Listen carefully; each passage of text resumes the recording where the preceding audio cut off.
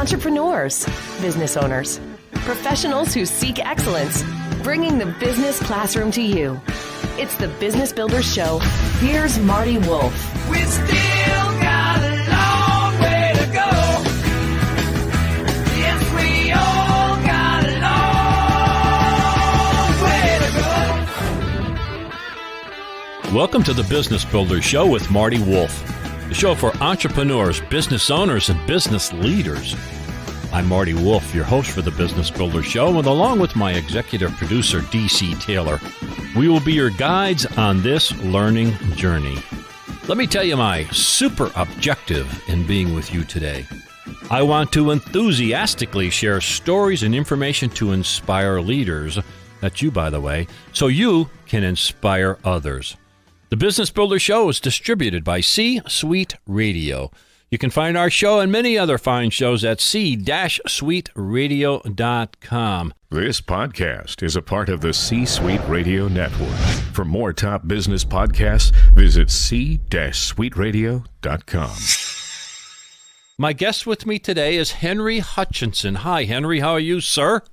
Great, Marty. How are you? I'm doing great. Henry wrote a really good book. The title is Dirty Little Secrets of Family Business: Enduring Success from One Generation to the Next. That's what we're going to talk about. Henry Hutchinson has 25 years of experience in business management and global family business consulting across a wide range of industries, and he is a veteran of a family business himself.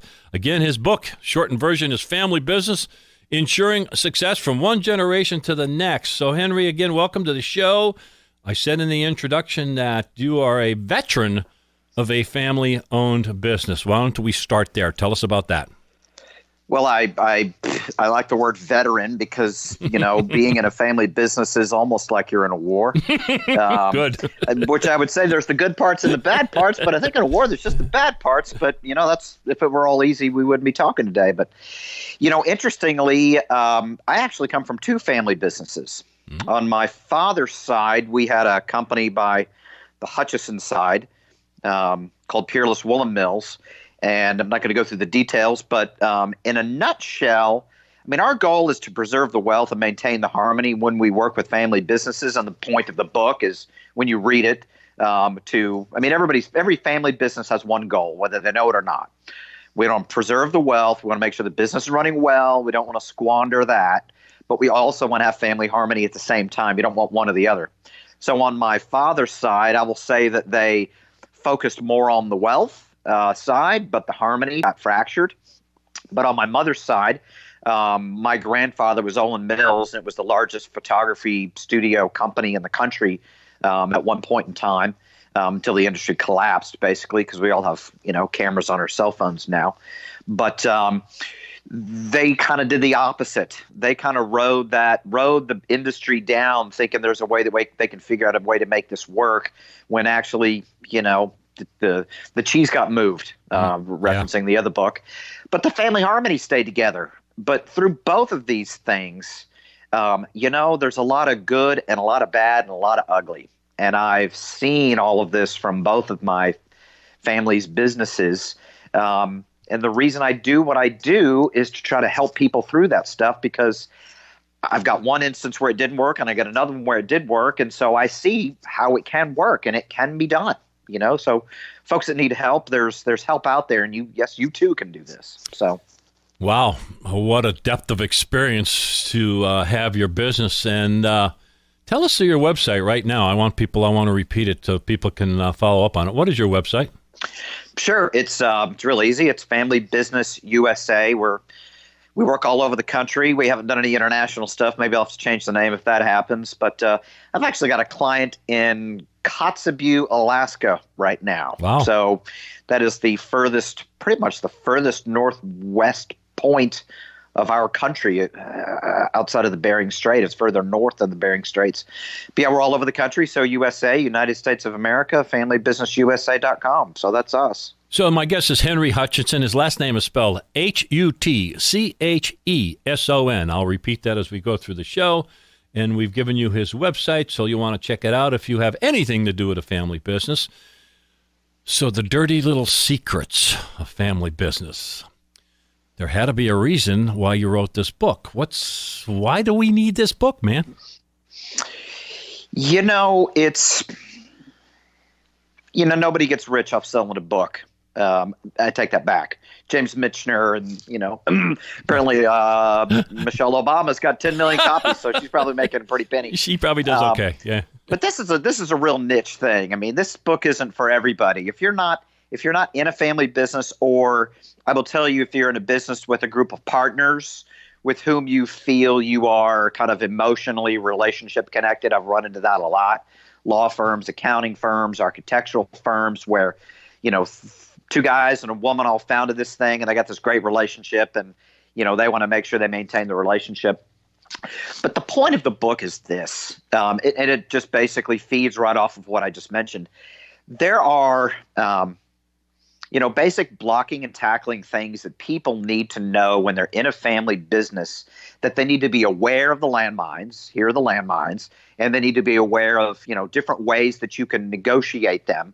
And here are the wrong ways, and here are some of the right ways. So the book is chock full of actual examples of family businesses that went through these issues, some that didn't go well, and obviously some that did. So the point of the book is, and I literally last week got a call from a potential client. They've got all these problems going on and so on and so forth. And I said, look, you're really not as bad off as you think you are. And I suggest you go buy my book. Go buy 5 books, $20 each. It's $100. Make everybody read it and all get in the room and say, all right, let's talk about the book. And I think if they had 3 meetings, just kind of using the book as a platform of, hey, here are the issues, and gosh, we've got those issues, and here's some of the ways they solved that, and here's some of the things that they did, and so on and so forth. Let's do some of that stuff, and you can solve your own problem. Now, if you need more, I said, look, and if you need more help, call me and we can talk some more. But the book is really to help those family businesses out there that need to get a leg up and get some understanding. Now, what I will tell you in particular is that there are other family business books out there, and they are, for the most part, written by academic PhD people who have these theories of family business and academic theories and so on and so forth, which are just way over the heads of, somebody who's running a widget business. Yep. Just running a regular business. You're making, your sales are 5, 10, 20, 50, 100 million, 200 million. This is actual practical stuff that you can employ today. Yeah. This is not the theory of family business. This is the practical book. And so that's why I kind of came up with the dirty little secrets, is I'm trying to give you the real stuff to say, here's the stuff you need to use. So that's the point. I love the suggestion. Just buy the book, buy a few copies, and share it with your team or share it with your family. And there's 2 words that keep coming into my brain throughout the book, and even when you're speaking. The 2 words are communication and Thanksgiving. and you know what I'm talking about. So hey, folks who are listening, just keep those 2 words in your brain as we continue our dialogue: communication and Thanksgiving. So we'll get to those, right, Henry? We'll get to those. I like that, Marty. That's good. So what are you started to go down this road, but talk to me more about the recurring themes or issues that you kind of see repeated in these family-owned businesses that maybe limit their ability to move the business to the next generation. Are there recurring themes or issues that you continually see? Well, there are. I mean, each there's a lot of commonality, right? However, each family business is unique to that family and that business, right? You could take the exact same family businesses, maybe in the exact same industry, and you could line up the family almost identical to relationships and so on and so forth. But the issues and the dynamics that are going on in the history and where people want to go, I mean, a lot of it's wrapped up to where does each individual want to go, and how do they want to do this together with everybody else, right? So everybody's at a different stage of life, so they're all unique. But I'm gonna take you back to the beginning.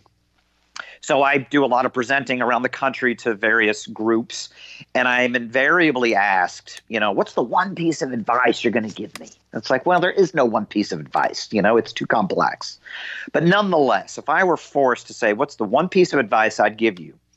It's predicated on the understanding that most family businesses fail to go from one generation to the next. About 2/3 fail. Going from 1 to 2, 2 to 3, 3 to 4. So most fail. So the odds are against you. But those that make it are the ones that realize that it is complex. We're a family business. It is complex, and we need to put forth some effort. The ones that fail, and it's not always this way, but a lot of them are sitting here thinking, hey, the business is going well. I got my kids, and it's just going to happen. It's just going to magically transition from one generation to the next. It's not. It's not easy for anybody. So my point is, you have to put forth some effort. You got to realize you're a family business. You got to realize there's complexity here. You're in business, which is hard, and you're doing it with your family, which is also hard. You're mixing the two together. It's hard. So put forth some effort.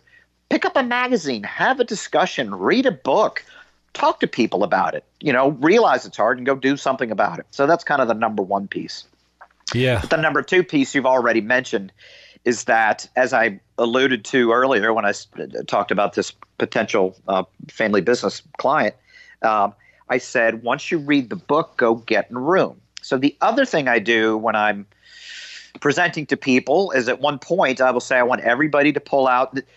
I told everybody to silence their phone. Everybody's supposed to silence their phone. I need you to pull your phone out, and I want you to take it out of airplane mode. Now I want you to go to your calendar, and now I want you to set a meeting every quarter, repeating every quarter that says family business meeting for 1 hour, and have it repeat forever. Forever. And I want you to have a family business meeting where you get all of the people that are working together as a family in the room. And hey, if you need to add or subtract some people because of whatever the reasons are, that's fine. But once every 90 days, sit down for 1 hour and say, hey, we're a family business. It's tricky. What are some of the things that we need to talk about in order to make sure that we're running the business well and we're all doing it in a harmonious manner? We're able to have Thanksgiving together. Yes. So I don't know what you're going to talk about. Well, I do know what you're going to talk about. I help people start these things. But once you do this for 1 quarter, 2 quarter, 3 quarter, you get into your 5th and 6th and 7th meeting. Now it's not a matter of what are we going to talk about. It's, hey, we got stuff on the agenda that we've already discussed before, and we're going to get together and we're going to dig into some of these things, to make sure that the business is running well and the family is doing well. And it's not about the business, and it's not about organizing a vacation. It's about, let's just check in to make sure we're doing okay. And if we're not, now we're in a room and we can talk about that. Yep. So I'm going to pause there. I'm taking up too much time here. Yeah, I know. I like the practical tips, if you will, the stories that you tell, and I don't think you say it exactly this way, but and you really address this well. The idea, I'm going to put it in my words, the business is all about profit/wealth, I guess. Family is all about relationships, and so the communication that you're describing is critically important on both ends. Having been in a family-owned business that Thanksgiving became non-existent for me, I really empathized, and so I understand that. And you do a good job of putting the two of those together and interweaving them and how important it is. So congratulations. Again, my guest is Henry Hutchison. I'm saying his name right, I believe. Right, Henry? You are? I am. Yep. His book is Dirty Little Secrets of Family Business. And here, the subtitle is very important, folks. Ensuring success from one generation to the next. That's what we're really talking about here. So let's talk about maybe the challenges, or we'll say with the current ownership, which usually mom and dad or something like that, family members. What are some of the challenges that we often see with mom and dad or the current ownership? Sure. Just to put it in a framework for everybody, the Henry Hutchison Family Business USA theory of how do you get from one generation to the next, and obviously there's a lot here, but I contend that there's 3 gates that you must go through, and if you don't get through these gates, probably not going to make it. So number one is that the next generation sufficiently interested and capable, or do they have the potential to be sufficiently interested and capable? Mm-hmm. The second piece is the current generation going to be able to do what they need to do to make this whole thing happen? And I'll come back to that. And then the third piece is, okay, if you got those two things fixed, now the big question is, can the next generation all get along well enough with each other to run the business well? Mm-hmm. But I will tell you that I was presenting to a YPO, and it was an advanced YPO. They weren't a YPO group. They were, they were all in their 50s, 60s, maybe 70s. I mean, they were older group, but they'd been together for a while. And this was in Charlotte with the Belk Department Stores, which is a large department store in the Southeast, and a group of folks, prestigious family business owners.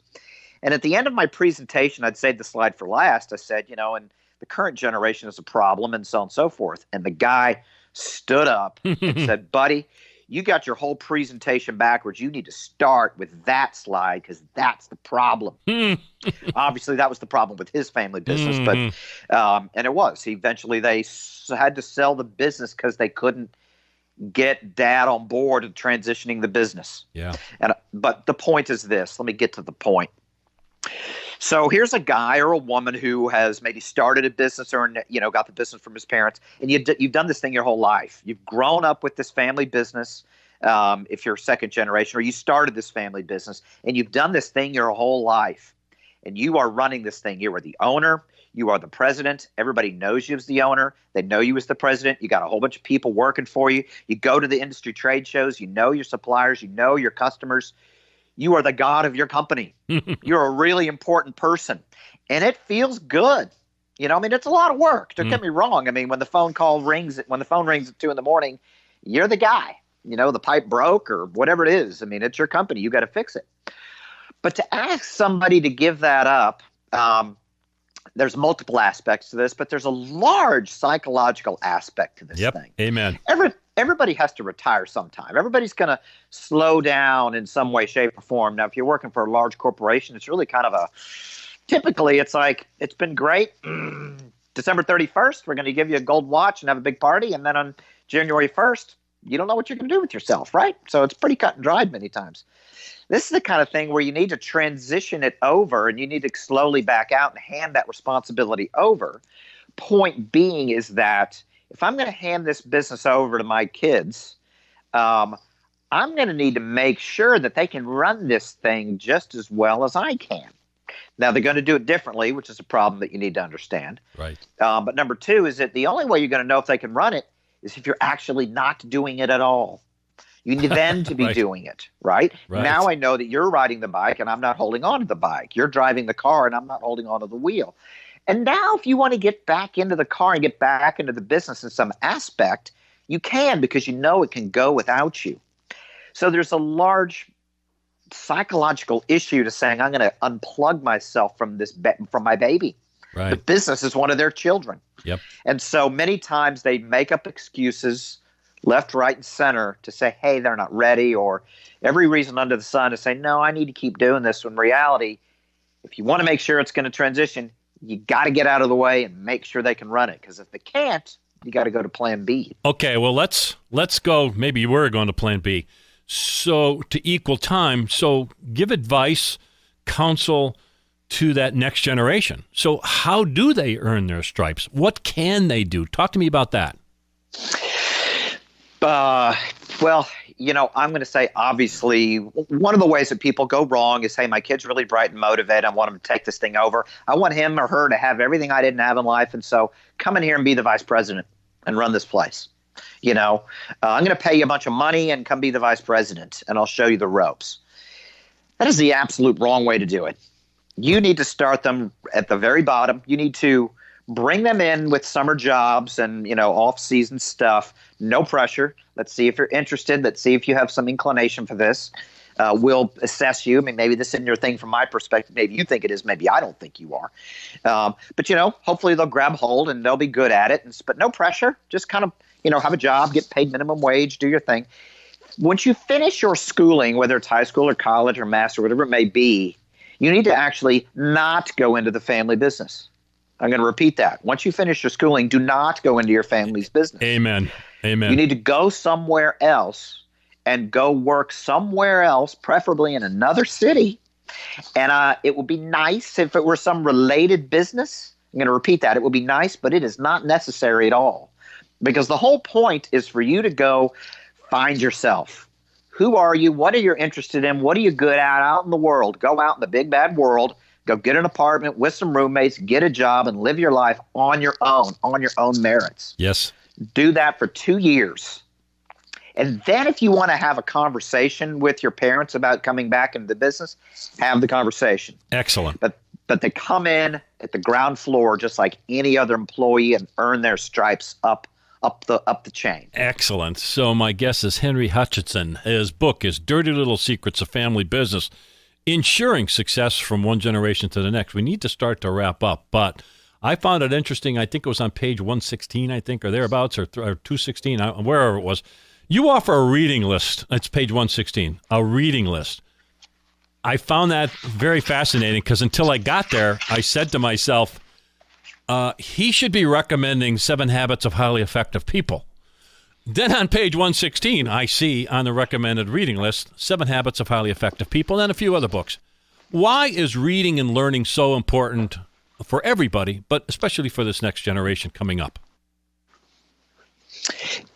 You know, and I'll try to say this quickly. When you start a family business, when you start a business, you're just starting a business, right? Hey, I'm unemployed, or I see an opportunity. I don't know if it's going to work. I do my magic with luck, hard work, and smarts. It works, right? Then the next generation comes in. Well, how do they know what to do? Well, just do what I do, right? Just do what I do. And so the next generation, when you ask them, said, how do you know what to do? Well, we just do what Dad did. We just do what Mom did, right? They don't really know why. They just keep repeating. When you get to the third generation, that doesn't really work. So in a family business, many times they don't really know why what they do works. They need to they've got the practical piece down. When you get to the next generation, you got to back up and start learning, hey, here's how financial statement, you got to learn business, Yep, right? right. You got to learn business. Yep. And the books that I've chosen to refer people to obviously go into that, but they're specifically designated for education that family business people kind of need to know that they probably missed along the way. Yep. And one of the great ones, I think, is the Steve Jobs book. Yep. You read that book and it will tell you the wrong way to do it, believe it or not. Yep. So you got to read the book to understand what I mean, but it's a thick book, but it's the fastest book you'll ever read, and you will walk away from that saying, wow, I know the right way and the wrong way to do certain things. Henry, I love the topic. We could go on for hours, but we need to wrap up. Again, my guest is Henry Hutchinson, Hutcheson. His great book for family businesses, The Dirty Little Secrets of Family Business, Ensuring Success from One Generation to the Next. Tell us your website and tell us about the assessment that you have available. Sure. Marty, we're at Family Business USA. We're domestically based. We work all over the country. And we just came out with a really cool family business tool called the Family Business Assessment, FBA. So if you go to the website, familybusinessusa.com/FBA, there is a family business assessment in there where you plug in some information about your family business. It's all confidential. We don't ask you who the name of your family business or anything like that. It's all anonymous. And we will give you an assessment of where we think you are from a family business perspective. Obviously, we don't have all the information, but we're getting a great response out of it. And obviously, we must be helping people with it. And they're getting educated. They're putting forth some effort, and they're getting some education. So that's good. They're thinking about it. So that's great. So if you have a family business, I don't even care if you're thinking, if you're not even thinking about it, start thinking about it now. I don't care how old you are, you're going to exit that business at some point. Right, Henry? We are going to die. We are going to get sick. Things are going to happen. Buy this book. Start the communication now. Is that okay to say that? Absolutely. The one thing I tell the current generation is the one thing we know about life, nobody gets out alive. Yeah. So get the book. The earlier you start, the better. The earlier you start, the better. Try to avoid that 2/3 failure rate. Dirty Little Secrets of Family Business. The author is Henry Hutchinson. Henry, thank you so much for being part of the Business Builder Show. Thanks, Marty. This is great. I really appreciate it. Thank you for listening to the Business Builder Show with Marty Wolf. Reminding you to find all our shows and many other great shows on C-Suite Radio. That's c-suiteradio.com. On behalf of myself, Marty Wolf, your host, and DC Taylor, my executive producer, thank you for listening to the Business Builder Show, but stay tuned for information on how you can become part of the C-Suite Network. Bringing the business classroom to you. It's the Business Builders Show with Marty Wolf. As a loyal fan of this C-Suite Radio show, we've got an unbelievable offer for you. Listeners to the Business Builders Show get 50% off a C-Suite Network membership. The C-Suite Network will help you become the most strategic person in the room. You'll have access to top-notch benefits and networking, all helping you get the most out of your position. Take advantage of this limited-time offer today. Learn more about the C-Suite Network membership at c-suitenetwork.com/CSR. Again, that's 50% off a C-Suite Network membership at c-suitenetwork.com/CSR.